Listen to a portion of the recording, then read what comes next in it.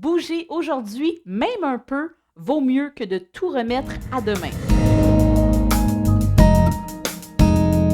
Il est toujours mieux de faire un petit pas aujourd'hui, même à basse intensité, que de tout remettre à demain en espérant compenser plus tard. Vaut toujours mieux prioriser la constance. À long terme, ça va être beaucoup plus gagnant pour intégrer une nouvelle habitude de vie versus viser l'intensité. Si tu pars avec l'idée que tu dois faire chaque séance au maximum de ton énergie, super intense, ben c'est sûr qu'il y a des soirs où tu ne te sens pas en énergie. Ça arrive à tout le monde, même à moi. Mais il faut que tu te donnes le droit d'y aller à ton rythme. Fait que s'il y a une soirée où ton énergie est plus basse, ben vas-y avec une intensité plus basse, adapte, mais garde-le dans ton agenda, fais-le à ton rythme. Déjà de le faire, c'est ça qu'il faut célébrer. Chaque mouvement, même ceux légers, c'est un énorme investissement pour ta santé. Donc, même si tu prends des options un peu plus adaptées, sens-toi fier. C'est ça l'important, c'est de garder la constance, de garder l'habitude. Si tu attends toujours d'avoir plus d'énergie, de te sentir mieux, ben ça se peut que ça prenne du temps. Puis d'une semaine à l'autre, tu vas sentir peut-être que même ton énergie va diminuer. Donc, tu vas être encore moins porté à bouger, à t'entraîner. Le mouvement amène l'énergie.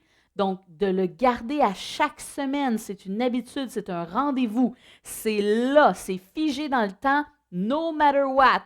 C'est ton rendez-vous avec toi-même. Le plus important de ta semaine, le plus important de ta journée, c'est 30 minutes. C'est juste 30 minutes et ça fait toute la différence.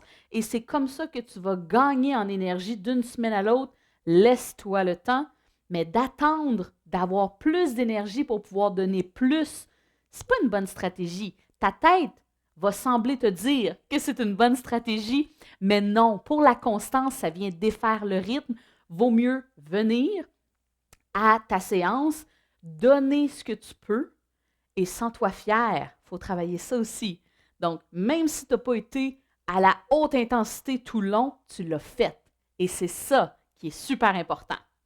Donc, rappelle-toi que la constance l'emporte sur l'intensité.